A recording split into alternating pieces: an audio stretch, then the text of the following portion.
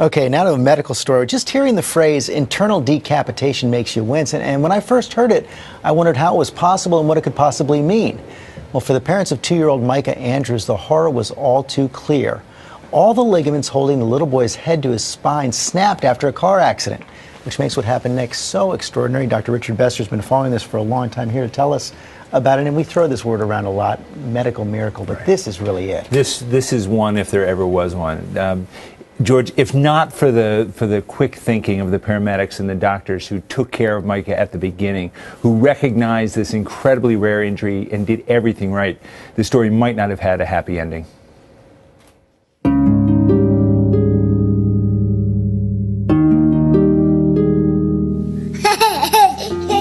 Micah Andrews is your typical 2-year-old little boy.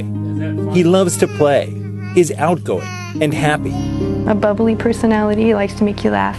But 4 months ago, this toddler was in a traumatic car accident that left him in a coma with brain damage and another condition that shocked even his doctors. Micah was internally decapitated. This would be the worst injury that we could imagine. He had it. The impact of the car accident completely tore the ligaments that connect Micah's skull to his spine, leaving the neck supported only by muscle and skin. It's dangerous because it leaves the spinal cord completely unprotected, so that the slightest movement can be fatal. This space shouldn't be here. Micah needs emergency surgery to reattach his skull to his spine. His parents are terrified, but they receive words of comfort from Micah's surgeon at the Barrow Neurological Institute. He turned to us and he said, "I'm going to operate on him as if I were operating on my own child." And we were, and believed him. This is a very intricate and delicate surgery because with each breath that Micah took during surgery, we could see his skull and spine moving as two separate entities. To perform the 4-hour-long reattachment procedure, Micah's doctors use wires, a small titanium rod, and a piece of bone from his rib to reattach his skull to the spine. Every aspect of this surgery is high risk. One little mistake and Micah could lose his life. The surgery is successful. But now Micah's parents wait by his side, praying he will come out of the coma and remember who they are. I just, praying and saying, this kid's going to come back. Then, 4 days later, Micah wakes up. And I bent down in his ear and said one of our jokes about his diaper. Diaper. And he smiled, the biggest smile. That smile sparks a hospital-wide celebration.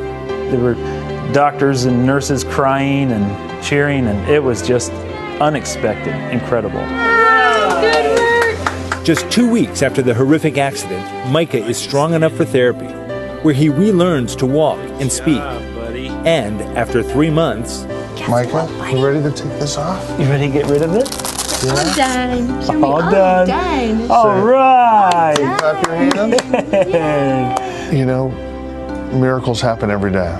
And when I first saw Micah, I certainly never would have imagined at this point that he'd be looking as good as he does. And I think he continues to surprise us. Wow. Who knew diaper could be such a beautiful word? I know. It's unbelievable. So this happened back in August, and you've been following. You just heard from Micah's dad in an email recently. He's doing great. He's doing really well. He suffered 2 injuries. The injury to his spine, which is healing so wonderfully.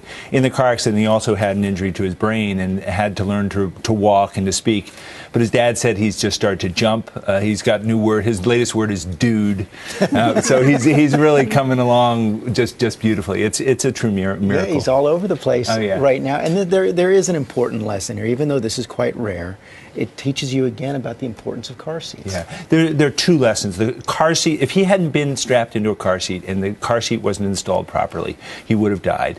And if the people on the scene hadn't realized that you have to immobilize the head and the spine when you find anyone in an accident, any movement would have killed him as well. Anytime so both of anybody those are says something's going on with my neck, you say, don't move. That's right. Don't move. You got to get them strapped on a board. And we have information on abcnews.com about the proper installation of car seats, and I'll be tweeting that at Dr. Richard Besser. So those things are so important to know. They really are. Rich Besser, thanks very much for bringing us that story. As Rich said, go to abcnews.com/GMA to get step-by-step instructions for properly installing your child's car seat.